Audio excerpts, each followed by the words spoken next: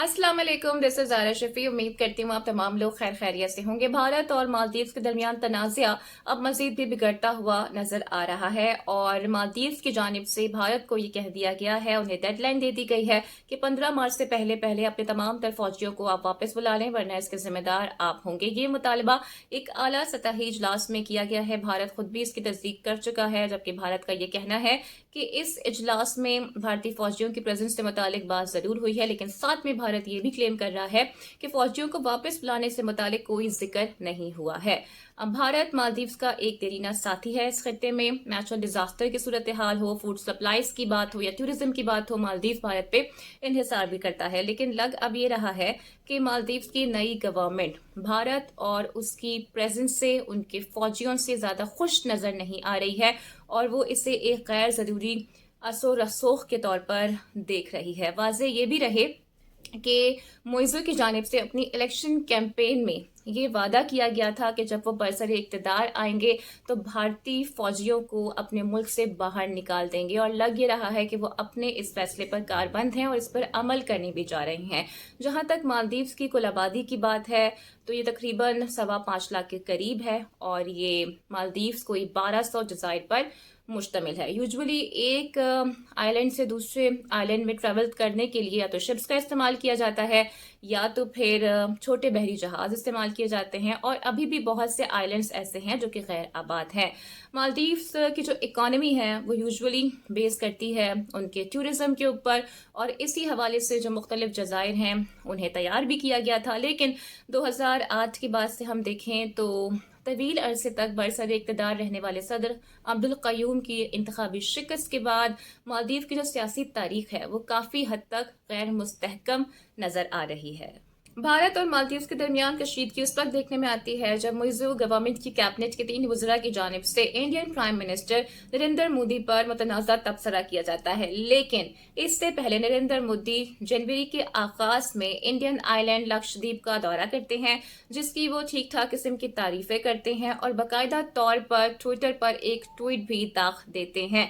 अब बहुत से लोग समझते हैं कि इंडियन प्राइम मिनिस्टर मोदी ये इशारा कर रही हैं कि इंडियन आइलैंड लक्षद्वीप सयाहती जन्नत यानी कि मालदीव्स का मुतबादिल है, और मालदीव्स तो इंडिया के ऊपर रिलाई करता है, अपनी टूरिज्म इंडस्ट्री को बूस्ट करने के लिए वो इस पर इन्हिसार करता है।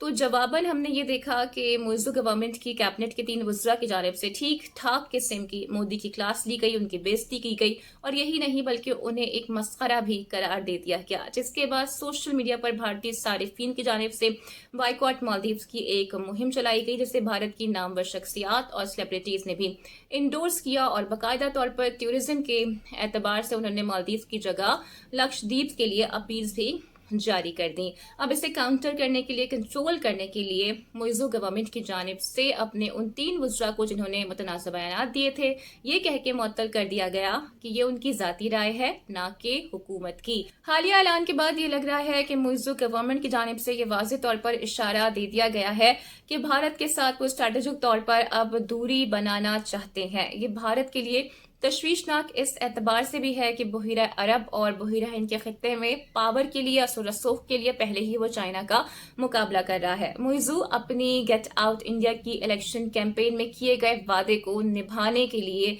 काफी ज्यादा पुरअज़म नजर आ रहे हैं, और रिवायत से हटके बरसरे इक़्तिदार आने के बाद उनकी जानिब से अपना पहला विजिट भी चाइना और टर्की का किया गया है। भारत वो नहीं गए हैं। अलबत्ता दौरे चीन से वापस आके उन्होंने एक स्पीच की है और नाम लिए बगैर भारत का उस पर तनकीद भी की है, और ये तक कह दिया है कि हम बेशक एक छोटा मुल्क तो हो सकते हैं लेकिन किसी को अपने सर पर मुसल्लत होने का लाइसेंस हम फराहम नहीं करेंगे। जबकि उन्होंने ये भी बताया है कि चाइना के साथ मुख्तलिफ MOUs मालदीव ने साइन कर दिए हैं, और जो डेवलपमेंट्स रिसेंट हो रही हैं उसके मुताबिक लग तो यही रहा है कि मालदीव का झुकाव अब भारत के बजाय चाइना की तरफ आ गया है। इसमें भी कोई दो राय नहीं है कि भारत की जानिब से भी मालदीव की सिक्योरिटी फोर्सेस को ट्रेनिंग दी गई। यहाँ तक कि 1980 में जब मालदीव में बगावत हुई थी उस वक्त भी भारत की जानिब से अपनी फोर्सेस को वहां भेजा गया था। लेकिन इसमें भी कोई दो राय नहीं है कि भारत ने वेस्टर्न कंट्रीज के साथ तो अपने ताल्लुकात कामयाबी के साथ इस्तवार कर लिए हैं, लेकिन उसके रिलेशंस, उसके नेबर्स के साथ जो डिप्लोमेसी रही है उस पर कई सवालात उठते रहे हैं। भारत के ताल्लुकात पाकिस्तान और चाइना के साथ किस हद तक कशीदा हैं ये सभी को पता है। इसके अलावा अब ये देखने में आता है कि नेपाल और श्रीलंका से निमटने के लिए भी बाज़ औक़ात भारत को मुश्किलात का सामना करना पड़ता है। उधर बांग्लादेश के साथ उसके ताल्लुकात इस्तेवार तो हैं, लेकिन बांग्लादेश भी भारत के साथ स्ट्रैटेजिक ताल्लुकात इस्तेवार करने से गुरेज़र रहा है। तो जहां तक मालदीव्स की बात है तो देखते हैं कि ये मामला अब क्या रुख इख्तियार करता है। सारी पोजीशन कुछ महीनों में वाज़ेह तौर पर सामने भी आ जाएगी, लेकिन एक बात काफ़ी हद तक आया हो चुकी है कि मुइज़्ज़ू भारतीय फौजियों की प्रेजेंस से बिल्कुल भी खुश नज़र नहीं आ रहे हैं और लग रहा है कि वो जो वादा इलेक्शन कैंपेन में कर चुके थे अब वो उसे निभाएंगे। और ये भी देखने में आ रहा है कि दीगर ममालिक की तरह अब मालदीव्स भी किसी एक कंट्री पर रिलाई करने से, इंतजार करने से गुरेजा नजर आ रहा है। तो उम्मीद करती हूँ कि आज की वीडियो आपको पसंद आई होगी। Don't forget to like and subscribe my channel. अगली वीडियो में आपसे फिर मुलाकात होगी। वीडियो को शेयर और लाइक आपने लाजमी करना है। टेक केयर, अल्लाह हाफिज।